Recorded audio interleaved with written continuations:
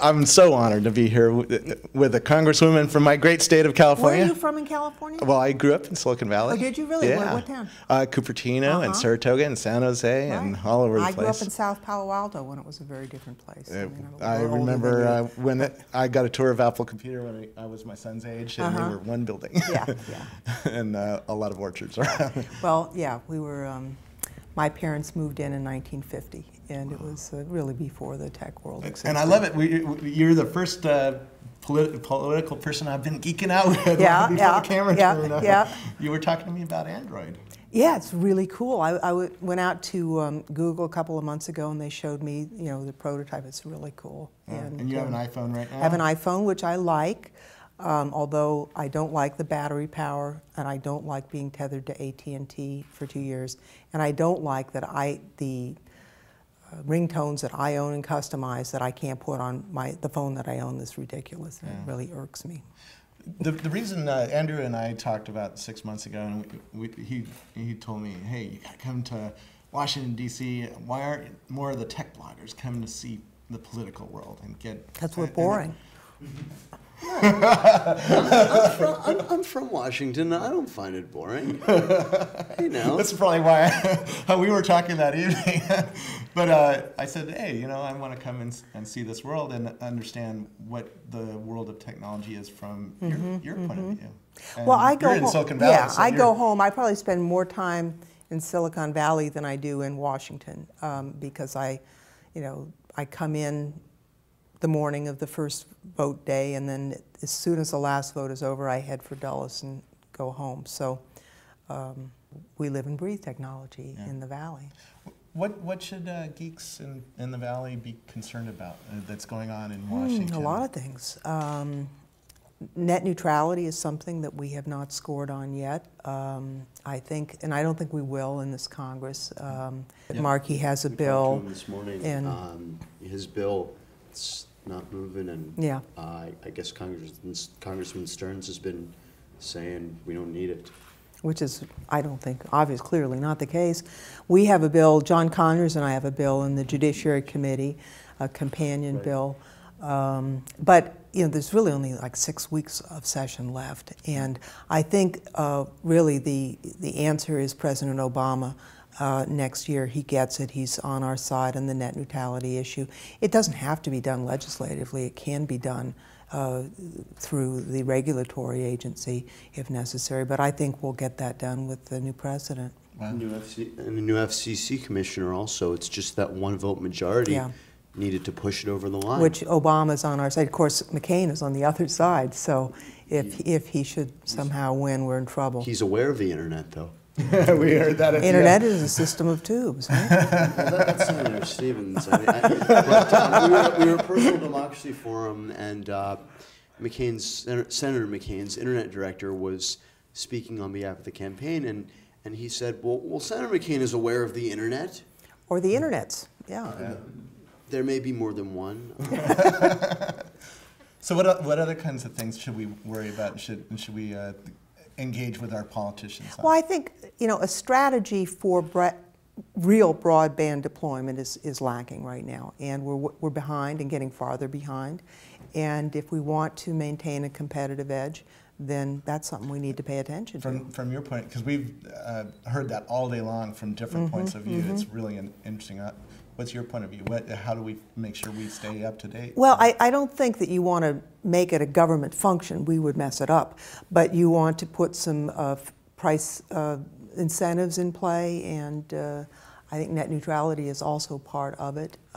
We're farther behind in rural areas than anywhere else, and I personally believe that Wi-Fi is going to be the answer. It's going to more than just throwing cable down, but that's just my personal opinion. Do you think that the 700 megahertz, that open access block, that'll help a lot, won't it? You think it's going to help, even though Commissioner Adelstein had some concern that the same people are buying it up, but if they build it out, it's going to be there in places it wasn't before. You think? Well, they got the Google rules. I mean, it's maybe the usual suspects, but they've got some obligations that are new and different. So the Google guys did us a favor. They played that game really well. I found it ironic that I think it was Congressman Stupak who said that they gamed the system, but it's funny because you have all the other telecommunications companies who have been here for years, and Google, they're like a baby compared to them, and I thought it was very good, and in a way I wish that they'd gone ahead and buy it, but I understand it's not their core business, and it doesn't really make a lot of sense. And why bother? Because they've now set it up so people whose core business it is have to serve the public interest in a better way. When I talk to CEOs, I keep hearing that our R&D industry, I guess, is under attack. Yeah. And they're very concerned that they can't hire some of the immigrants who come and study in our schools. And I actually have a bill to change that, and it would provide that foreign students who get a master's or PhD in the sciences, math, engineering, could, if they have a job in that field, get a permanent residence card. I've got actually pretty good co-sponsors, but unfortunately the Republican leadership has just told me that they won't go along with it right now. So that'll have to be for next year. Let's talk about next year, whether we have McCain or Obama, because we don't know. I'm voting for Obama. I'll put my biases out there. That's the way of the blogger, right? We can state we're biased. I can't say either way. Yeah. Okay. He's a journalist. Right. Can't say either way. Bloggers can state their biases right up front. I announced on January 14th. But what's going to happen in this world? On a whole variety of questions. Yeah. Well, I chair the immigration subcommittee right now, and it's been very frustrating because we've been gridlocked. The Senate can't do anything. McCain, at one time, was actually rational on this subject. He's completely backed away from it, and. Is that to serve the right wing of his party, I think so that he can have a chance at getting elected? I think that's the plan. But the system we have right now doesn't make any sense at all. I mean, we just had a hearing this afternoon in another subcommittee in Judiciary where U.S. attorneys were in. Okay, here's what we're doing. We've had a 36% increase in prosecuting immigration entries, and it's like it's nannies and busboys. I mean, and at the same time, we had a 38% decrease in prosecution on organized crime. I mean, which do you think is more important, prosecuting the nanny or the guy who's doing the drug cartels connected with Mexico? I mean, it's ridiculous. Rates went up too. It's so that's a policy question, and then also you've got people here, millions of people who have in some cases been here for 20 years. They have Americans in their family. There's got to be some way to have them, come out, register, become, make them become legal, pay taxes, and contribute to society. I think we should do that. Before one of my interviews this morning, a low-level worker here in D.C., met me because he knew me. And he said, man, we're so far behind industry in the use of computers and technology throughout, and not just here in the Capitol, but out where the real work is done. We're actually better in the Capitol than some other parts. I'm not saying we're great, but better than some of the departments. Why does every company in the world have a chief technology officer and the president doesn't have one? It's ridiculous. And Congress doesn't have one? Well, we actually are making some changes. We're not where we need to be yet on technology in the House, but we've only been in the majority now for, is it 16 months? Yeah. So we're making changes, and we're going to make a lot more. Obama wants to have a chief technology officer for the federal government, and he's right to do that. I mean, take a look at, they're still creating paper files in USCIS. I mean, you know, what's USCIS? it's the United States Citizenship and Immigration Services. I mean, they're creating paper files. Who would do that in 2008? Things like this. I went to a briefing yesterday on port security. About 6 years ago, Congress enacted a requirement that people who are working in ports have to have a biometric ID and a little background check, which actually, yeah, makes some sense. And we've got people coming in and out. It's kind of a vulnerable place in terms of terrorism issue.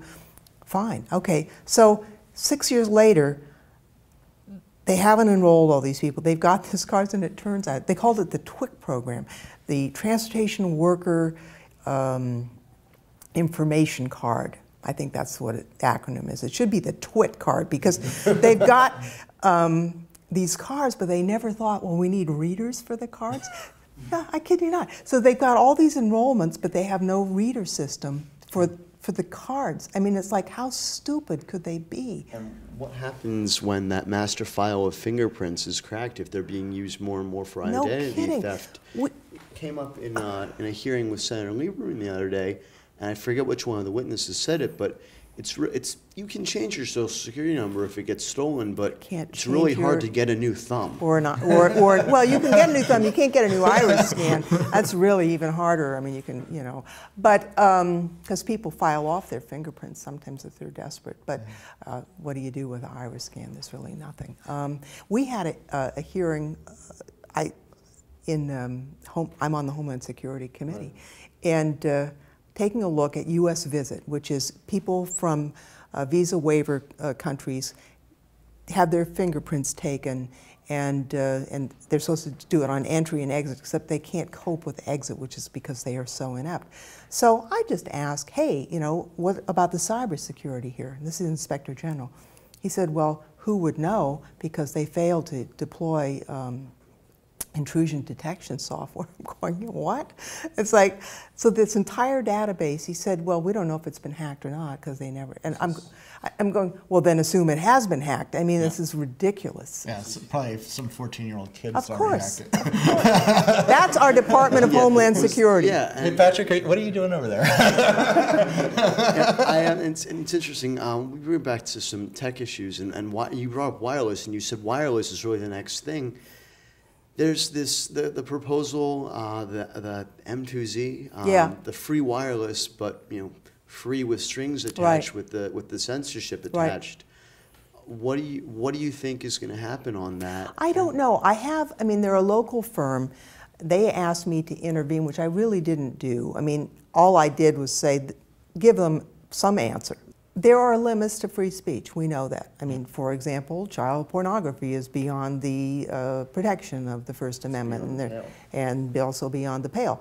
But I do think that, and I've already seen this, that the government is sometimes using the specter of child pornography, which is vile, as really a stalking horse for other types of control issues. For example, I've had members come up and say, we've got to require all ISPs to record and retain the entire web search history of every internet user for life, for child pornography purposes. I'm going, no. I think we ought to do much more vigorous prosecution. There's a lot that can be done to find people who are trafficking in child pornography or who are acting improperly. And I think our enforcement efforts could very much be beefed up. But I don't think it ought to be used as an excuse to have no privacy for every internet user in the country. I mean, absolutely. Well, Bernie Ward, who was in KGO Radio, got caught. So they are enforcing. What is wrong with that guy? Yeah, but they are enforcing. You do see enforcement. Yeah, but I think it should be more. It should be more. But it's a boogeyman, and these things with MySpace and Facebook, these voluntary agreements, and you see it now with the internet providers where the state attorney generals are going around the normal legislative and regulatory and even constitutional processes, and sort of with the threat of action saying, if you don't do what we want, we'll find some way to get you. Now you know what the conversations were that led us to this room, because we were arguing about this for hours. Well, you know, the prosecutor's authority needs to be used very judiciously. I guess that's obvious. But at this hearing we had this afternoon, I mean, on the immigrants, there were about a little shy of 400 Guatemalans arrested. They were working in a kosher meatpacking plant in Iowa under conditions that were not very nice to them. Okay, so over 4 days, they actually held the 400 in a cattle yard. I mean, and they took a little shy of 300 and in groups of 10 pled them guilty to misdemeanor criminal charges. They were all got 5 months for using false Social Security numbers. But they were, I mean, they weren't stealing somebody's money. They were actually paying into somebody else's Social Security account, which will come in handy when the American later retires. But in any case, the U.S. Attorney said, I mean, they had between 3 and 20 minutes to confer with their defense counsel. And they don't speak Spanish or English. They speak an Indian language. I mean, and the U.S. Attorney said he threatened them that he would prosecute them with felony identity theft with a minimum 2-year sentence if they didn't plead guilty. I don't know. Does that strike you as not quite right here in America? Yeah. Does to me.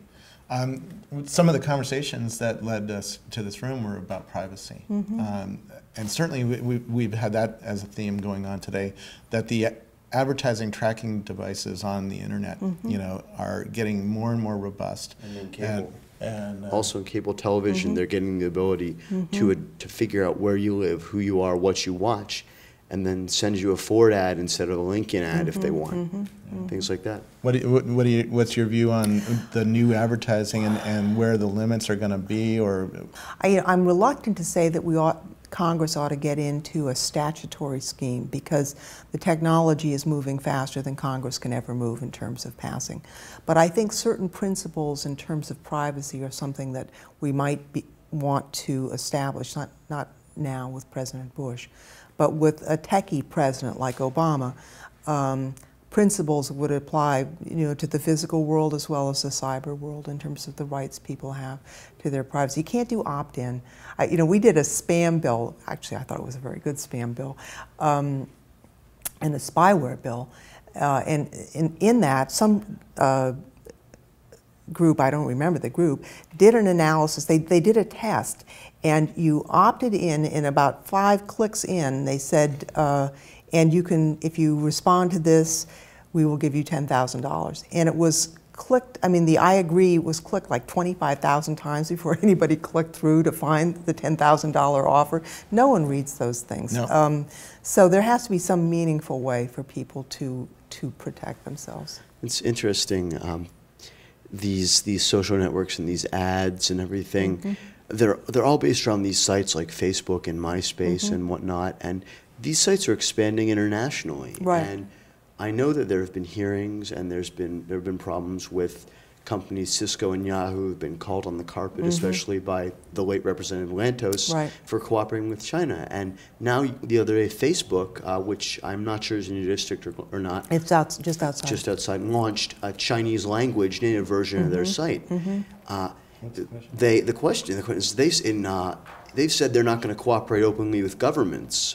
Their CEO said that in March, but they're going to have to. And what do we do about American companies violating human rights in other countries? Well, that's a very tough question, and I was very fond of Tom, and I think, you know, I mean, he was a remarkable guy. I mean, the only Holocaust survivor ever to serve in the Congress. But I thought that his approach with that online bill was a little off because you set up the American companies. Here's the dilemma. I mean, if you could either violate our law or their law, which means basically the American companies, I think, can't actually participate overseas, and that may not be the best answer to this. No. Now, I know that some companies have moved their servers outside of countries that are of concern, so that they would have the ability to actually not do things that they think is wrong. I think that, you know, over time. But then their services might get blocked inside That's China. true. That's true. And then you don't have access to that huge market. But right? that's true. But there are some things technically you can do, and I think we ought to expect companies to do that. Yeah. I think that there are some things where you just have to say, I can't do that, and there ought to be expectations. When of I worked that. at Microsoft, I actually saw one of these issues from inside a company, and we didn't even know, right? Yeah. I had to make dozens of calls even to find the guy who might know. Right. You know, it wasn't inside the United States that this decision was made. It was a Chinese employee. I think that's who made what it. happened with Yahoo. And it's a complicated system It is because complicated. some of your best employees are over in China, and you know you don't want to shut down the plant there. You know? Yeah. And, It's, you know, we have, I mean, there's some countries that have just outrageous human rights violations, and it's a serious concern to me. But I think that, you know, for us to say, you know, the onus is really only on the private sector when we've done almost nothing as a nation diplomatically to try and get improvements is a little hypocritical, honestly. And then the last question, what would you like to tell the geeks who work in your district? You know, what about your job or your world? Well, keep on innovating and keep in touch. I mean, I learn things from my constituents all the time. I like gadgets, and I like to try things out all the time. And then I tell other members of Congress about them. And so when I'm a little funnel of information, I mean, I'm not a technical person, but I do like it.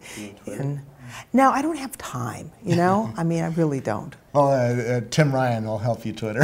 Well, You'll do your I'm Twittering surprised for that you. Tim has time to do that, but I'm chairing 2 subcommittees, and they schedule me at 15-minute intervals, and I really don't have time to do it right now. Well, it's been a wonderful 2-day Good. experience. Thank you, Andrew, for inviting me, and Good. thank you for Have spending fun. some time with us. Good to see you. Thanks.